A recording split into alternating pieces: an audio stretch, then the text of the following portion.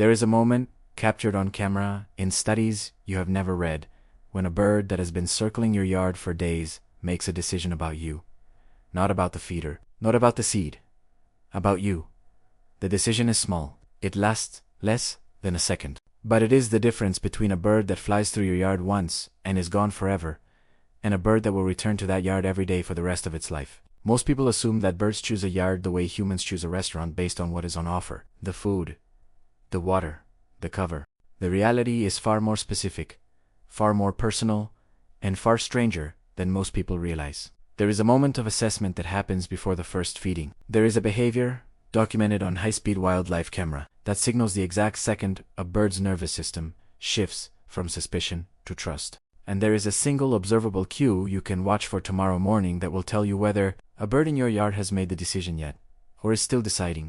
Welcome back to Birds Are Watching. If you're new here, make sure you subscribe, because what you're about to learn will change the way you look at every bird that visits your yard. Stay until the end. What the cameras revealed about the final moment of decision, the one most people never see, even when it is happening in front of them, is a part of this story I think you will not forget. Tonight, we're going into the assessment, the hidden process by which a bird in your yard decides what you are, what your yard is, and whether it is going to come back. Number 1. The first flyover. The decision to commit to a yard does not begin at the feeder. It begins in the air, anywhere from 10 to 50 feet above it. When a bird encounters a new yard for the first time, it does not land. It passes over sometimes once, sometimes 3 or 4 times across several days. What the bird is doing in those flyovers is not random. It is collecting data. Research published in the OCA and supported by long-term observation studies at Cornell Lab of Ornithology has documented what behavioral ornithologists call site assessment, a multi-pass evaluation that birds perform on any new potential food location. The bird is measuring sightlines, identifying nearby cover, registering the positions of any other birds already feeding there, and watching for movement patterns from the surrounding houses. The bird in your yard tomorrow may be there for the first time, or it may be on its 6th flyover this week, finishing an assessment you have not seen any part of. Either way, the bird's first contact with your yard happens above it, not in it. What you see when you finally notice a new bird at your feeder is not the beginning of the story. It is the moment the assessment ended. Number 2. The perch test. The second stage of the decision is the perch test, and it is the one wildlife cameras have captured most clearly. Before a bird approaches a feeder for the first time, it lands somewhere nearby, usually in a tree or shrub between 10 and 30 feet from the feeder and waits. It does nothing visible. It does not call. It does not preen. It sits. What it is doing is timing the yard. Studies from the British Trust for Ornithology and Parallel North American work have shown that first visit birds spend an average of 7 to 12 minutes in a perched assessment posture before approaching a new food source. During that window, the bird is monitoring for predator appearances, human movement patterns, and the behavior of any birds already at the feeder. If a bird already feeding flushes an alarm during the perch test, the new bird almost always leaves and may not return for days. The 7 to 12 minute window is the bird's risk calculation in real time. The yard is being audited. You may be in the audit without knowing it. If you have ever glanced at a tree near your feeder and seen a bird sitting motionless, doing apparently nothing, you may have been watching the most important moment of that bird's relationship with your yard. Number 3. The approach pattern. If the perch test passes, the bird moves to the third stage, the approach. And this is where the cameras have captured something most people would not believe is happening. A bird approaching a feeder for the first time does not fly straight to it. It moves in a stepped pattern. Perch, pause, closing the distance, in increments of 3 to 6 feet at a time. Each intermediate perch is another meet. Research from the Macaulay Library, drawing on thousands of hours of feeder station footage, has documented this stepped approach in chickadees, titmice, nuthatches, and finches with striking consistency. The bird is essentially de-escalating the risk one step at a time, giving itself an exit at every stage. What the cameras catch, and what the human eye almost never notices, is that during each intermediate perch, the bird turns its head and looks directly at the house, not at the feeder, at the windows, at the door, at the place a human would emerge from. The bird is checking on you. Specifically, repeatedly, in the seconds before it takes its first seed.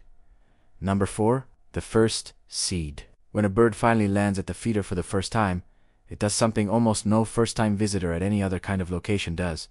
It takes one seed, just one, and it leaves immediately. This behavior is called grab-and-go feeding, and the Cornell lab has documented it as the universal first visit pattern across virtually every common North American songbird that uses feeders. The bird lands, takes a single seed, and flies to a nearby perch to eat it.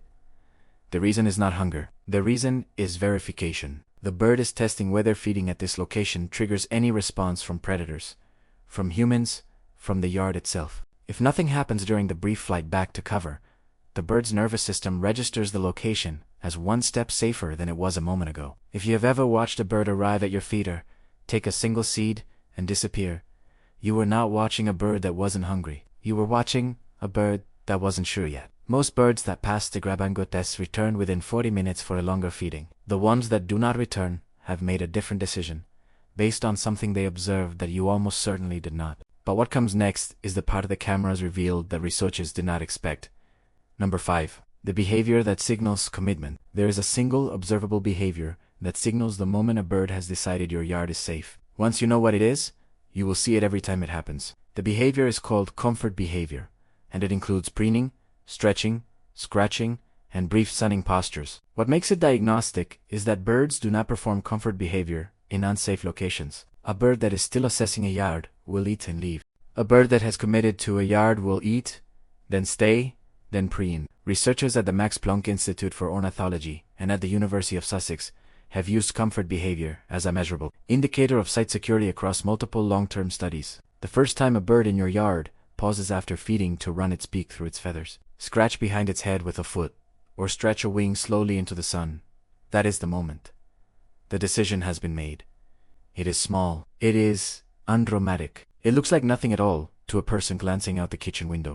But it is the visible threshold between a bird that may or may not come back, and a bird that has filed your yard under safe, and is going to return to it for the rest of its life, or at least the rest of the season. If you have a regular visitor at your feeder that you can identify by sight, a specific cardinal, a specific chicadee, a particular jay, that bird crossed a comfort behavior threshold at some point you did not witness. Once it crossed, it was yours. Number 6. The moment the bird decided what you are. I want you to think about something for a moment. The bird's assessment is not really about the yard. The yard is just the surface of it. What the bird has actually been measuring across the flyovers, the perch test, the stepped approach, the single seat verification, is you, your presence, the pattern of when you appear at the back door, the shape you make when you reach for the feeder, the sounds your house produces in the early morning. The bird has been calibrating its model of your behavior the entire time. When the comfort behavior finally appears, when the bird stretches a wing or runs its beak through its feathers for the first time in your yard, what has happened is not that the bird has trusted the yard. The bird has trusted you. Specifically, personally. As an individual, it has been observing. There is a face in your kitchen window that, somewhere in the surrounding trees, has been studied. Not the way a stranger is studied at a glance, but the way a slow decision is made over days, across multiple visits, with intermediate checkpoints. Against criteria, the bird's nervous system applies the same way it applies them to every other potential threat in the natural world. You passed. You did not know you were being assessed. You did not know there were criteria. You did not know that on the day a particular cardinal first appeared at your feeder and stayed long enough to preen, you had crossed a threshold the bird had been holding you to 4 days. But the bird knew. And from that day forward, the bird returned. Not because the yard was right, because you were. The next time you see a bird in your yard, pause after eating, stretch a wing into the morning light, and run its beak slowly through the feathers of its chest. Remember what you now know. That is the look of a creature that has finished deciding.